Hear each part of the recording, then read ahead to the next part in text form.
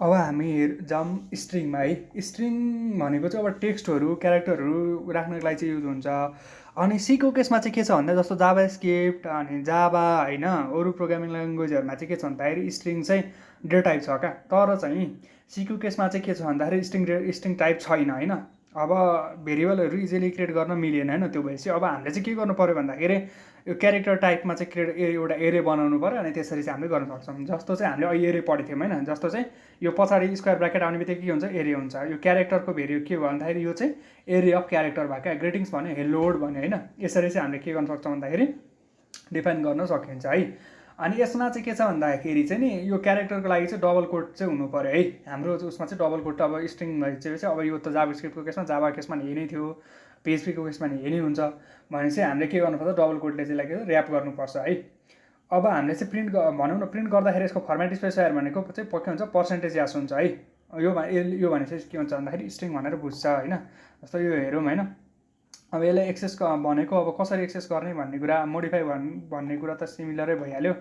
जस्तो चाहिँ यो केसलाई हेऱ्यौँ भन्दाखेरि जस्तो चाहिँ के गरौँ भन्दाखेरि स्ट्रिङको लागि हामी छुट्टै फोल्डर भनौँ सो द्याट पछि गएर हेर्नलाई सजिलो हुन्छ रिफरेन्सको लागि स्ट्रिङ्स। त्यसपछि गएर के गरौँ भन्दाखेरि इक्जाम्पलमा हेरौँ है त .c गरौँ होइन। अब यसमा चाहिँ के गर्नु लोड भनेर गऱ्यो होइन। यो गरिसकेपछि के हुनु पऱ्यो यो सबै पुरै के हुनु पऱ्यो प्रिन्ट हुनु पऱ्यो होइन। पुरै चाहिँ के हुनुपर्छ प्रिन्ट हुनुपर्छ है। यसलाई क्लियर गरिदिउँ। त्यसपछि यसलाई के गर्नु प्रिन्ट गरिसकेपछि चाहिँ यसलाई टर्मिनेट गर भनिदिउँ है त। यो के अरे नेक्स्ट लाइनमा गर भनिदिउँ है त। यो मान्छे यो लोड भनेर प्रिन्ट गऱ्यो है।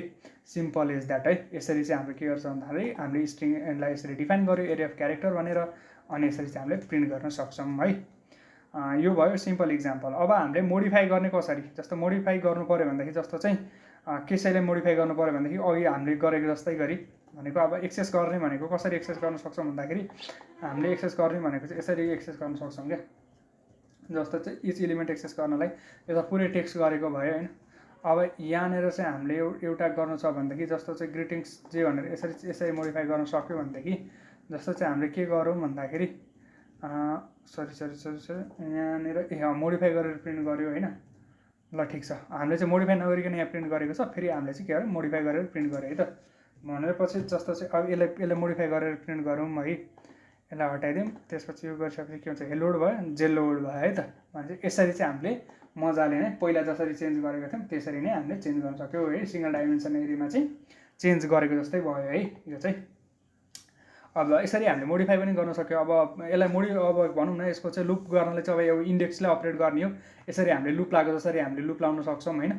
स्ट्रिङमा लुप पनि सजिलै छ। त्यसपछि अब लुप क्रिएट गर्ने चाहिँ दुईवटा वे छ क्या। एउटा चाहिँ हामीले यसरी लिस्ट गर्न सक्छौँ तर यहाँ केही स्पेसल नोटेसनहरू दिनुपर्छ भनेको हामीले यो चाहिँ डबल कोडभित्र राखिदिइसकेपछि यसरी डिफाइन हुन्थ्यो भनेदेखि यसरी गर्दा पनि के हुन्छ भन्दाखेरि यसरी पनि हामीले डिफाइन गर्न सकिन्छ होइन। तर लास्टमा चाहिँ के हुनुपर्छ भने ब्याकस्ल्यास 0 हुनुपर्छ। यसले चाहिँ के गर्छ भन्दाखेरि यसले चाहिँ टर्मिनेटिङ क्यारेक्टर होइन।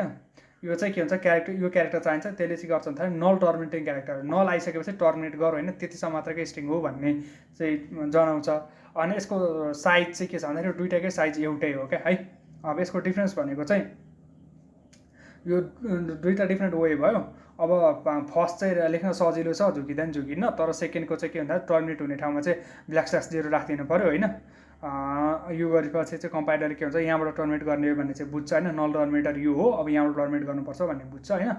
अब साइडको केसमा एउटै भइहाल्यो तर चाहिँ अब अलिक यो चाहिँ अलिकति लेख्नलाई भनौँ न यो एउटा सिङ्गल वर्ड लेख्नु पऱ्यो नि त।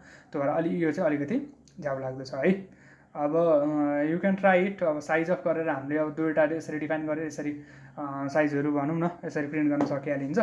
यसमा केही नट अ बिग डिल। अब यसमा केही इस्यु आयो भने लेट मी नो है त।